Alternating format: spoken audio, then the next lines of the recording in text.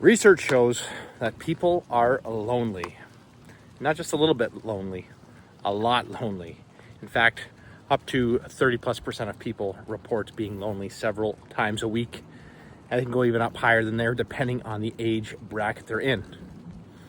And so what can we do to reduce the loneliness factor, to get everybody living that village lifestyle that our ancestors used to do?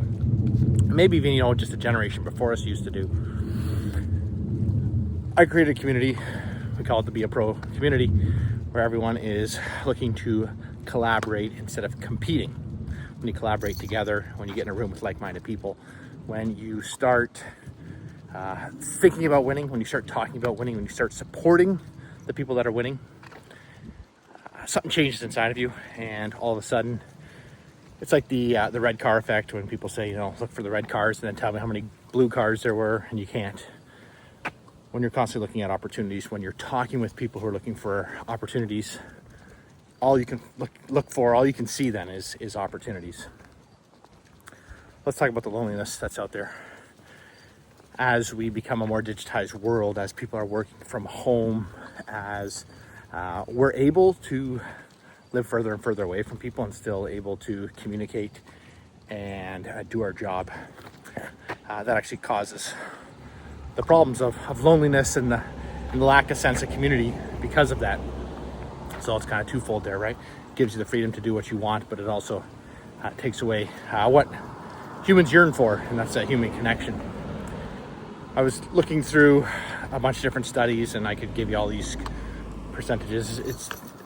It doesn't mean anything really because, what's a study? But it did show, though, that the lowest amount of lonely or depressed people were actually younger kids, teenagers. They did a lot of these studies were from 15 and up because they still had that community aspect of going to school and they're with people, they're with like-minded people every day, right? Kids looking to have fun, kids looking to go to school.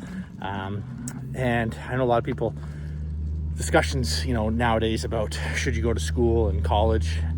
I went to college for architectural engineering technology and, high school and all that, public school. And one of the teachers actually said, if you finish this course and you go out into the world and you know nothing, then we did our jobs. Obviously it's a joke, and actually going to school helped prepare me for the career I have now in the construction industry and looking after scheduling projects when I was supervising and building projects, having that background on the reasons why we were doing things, why certain details are the way they are, building science and building systems. It was a great thing. But also, I have some friends that I went to college with. Some of them I actually work with every day, whether they work for the same company I do, or they work for architectural companies or other engineering firms, or they switched and did a different skilled trade, or maybe they're still out there but they're just working for a different company that we're hiring. And it's amazing to still have those connections and the people that you can still reach out to. And I go to a lot of networking events, especially in the construction real estate space, but I've also started going to a bunch of local business groups as well. Locally Connected is a nonprofit group here in the Southern Ontario area. And so again, it's just a place where you can go and speak to other adults. A lot of people, again, also if you're working a lot and you come home and it's just stress with the kids and your spouse, all of a sudden you're just getting stressed out even more, and then again you're feeling lost and lonely, and it's not a good thing, obviously, mentally. My wife and I, we have a podcast as well, Life of Love show. We've talked about this, the community aspect as well, helping raise a kid, but you also need that community aspect to help raise, young adults and adults, and then help look after your seniors, your elderly, as well. And actually, one of the biggest things was, I think it was up to 60% of people, over 65%, did report that they feel loneliness and sadness and depression. So making sure that you take care of those individuals, and if you've got aging family members, making sure that they're set up. If they're not, again, if you're not close to them, maybe you can help get them into some sort of support system or local events as well that they can get out to.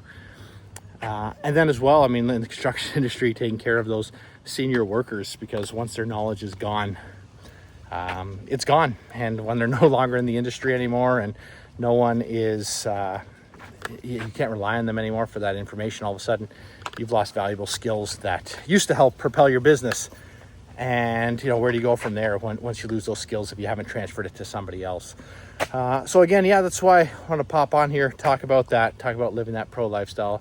I mentioned, if you are a business owner, I was just watching a reel today, and they were talking about how real pros, real entrepreneurs collaborate, they don't compete. And so that's kind of why I started up this Be a Pro community about a year ago. We were planting seeds for it, and we've done some stuff on Facebook for it, but now it's time to really dial this in and get as many pros as possible collaborating together. So if you guys are interested, Be a Pro network. We've got a free Facebook group, and then we also have a Skool community now. We're going to start doing roundtables, and we got a message board on there as well, so you guys can post your wins. You can post the product you're working on. You can post if you need some help or support, or if you just want to chat with somebody. There's somebody there that's looking to help you build better, live happy, and always be a pro.